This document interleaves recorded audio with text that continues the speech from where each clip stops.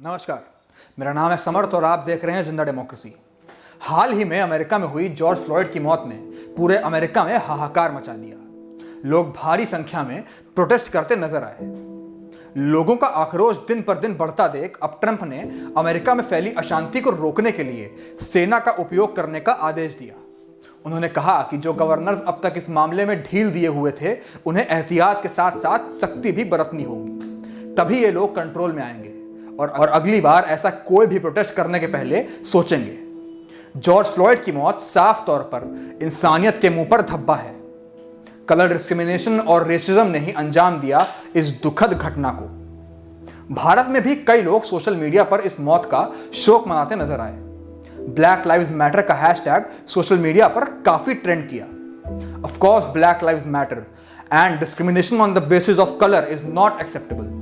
पर भारत में भी जाति और धर्म के भेदभाव की वजह से कितने केसेस होते हैं, न जाने कितने। लेकिन तब क्या यही भारतीय सिटीजन जो जॉर्ज की मौत का शोक मना रहे हैं, वो आगे आकर आवाज उठाते हैं? क्या वो शोषित तबके के लोगों के साथ हो रहे भेदभाव और अन्याय के खिलाफ प्रोटेस्ट करते हैं? नहीं।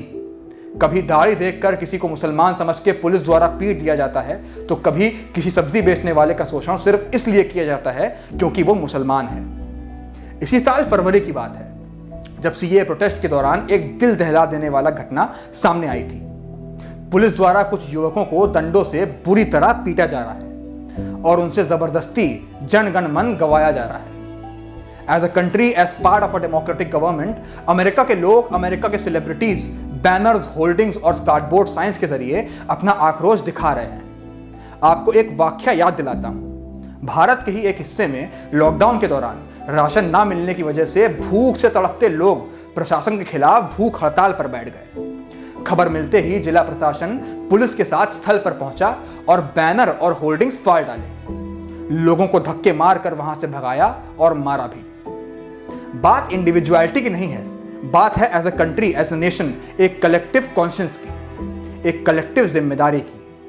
इस जिम्मेदारी पर अमेरिकी तो खरे उतरे, लेकिन आप, हम और हमारे पड़ोसी क्या ये जिम्मेदारी निभा पाए? शायद नहीं। आप इंडियन सेलिब्रिटीज का ही उदाहरण ले लीजिए। जॉर्ज फ्लॉयड की मौत हुई तो ज्यादातर इंडियन सेलिब्रिटीज अपने इंस्टाग्राम पर एक प्लेन काले रंग का पोस्ट करने लगे, ब्लैक लाइव्स मैटर के हैशटैग के साथ और कैप्शंस में कलर डिस्क्रिमिनेशन को लेकर ऊंची ऊंची बातों के साथ। यही सारे सेलिब्रिटीज भारत में बैकवर्ड क्लासेस के साथ हुए अन्याय पर किसी भी तरह का कमेंट करने से बचे और सवाल किए जाने पर यह कहने लगे कि they are still reading about the issue.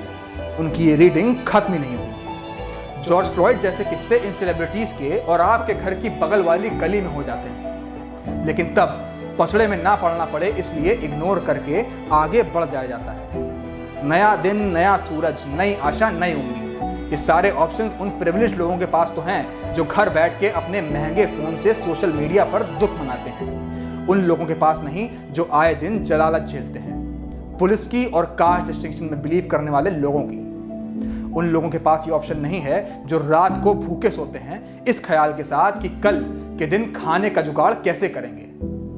George Floyd की मौत एक दुखद घटना है और उन पुलिस वालों की जो जॉर्ज की गर्दन पर घुटना टिकाकर बैठ गए थे, कड़ी से कड़ी निंदा होनी चाहिए और उनको कड़ी से कड़ी सजा भी मिलनी चाहिए। यही एक तरीका है फ्लॉयड को इंसाफ दिलाने का। अमेरिका में व्हाइट सुप्रीमेसी सदियों से चली आ रही मानसिकता है जो उतनी ही जहरीली है जितना भारत में जातिवाद और सांप्रदायिकता। आए दिन दलितों के साथ उत्पीड़न और शोषण होता है। उनकी हत्या इसलिए कर दी जाती है क्योंकि वो अगलों के सामने घोड़े पर चढ़ गए।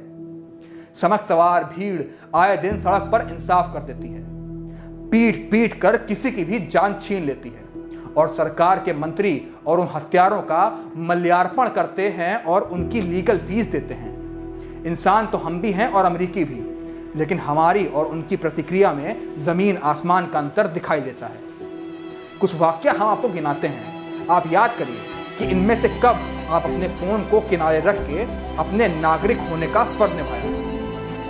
एंटी सीए प्रोटेस्ट को कवर करने गए द हिंदू के जर्नलिस्ट ओमार राशिद को डिटेन करके घंटों तक उनसे उनके कश्मीरी कॉन्टैक्ट्स के बारे में पूछा गया।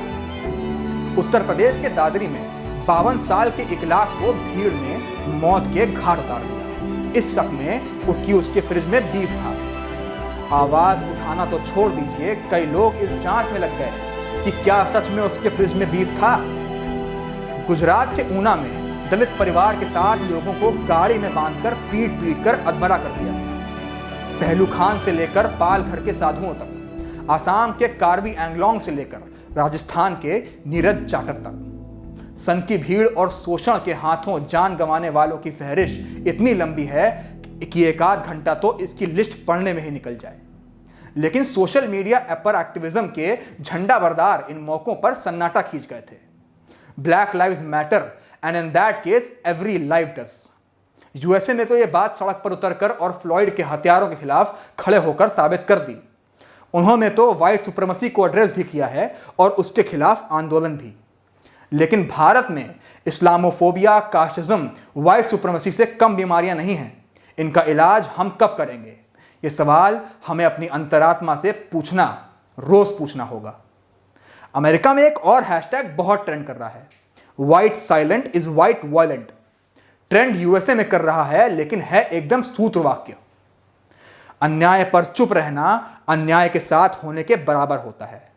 कैमरे के पीछे हैं अयान, मेरा नाम है समर्थ और आप देख रहे हैं जिंदा डेमोक्रेसी।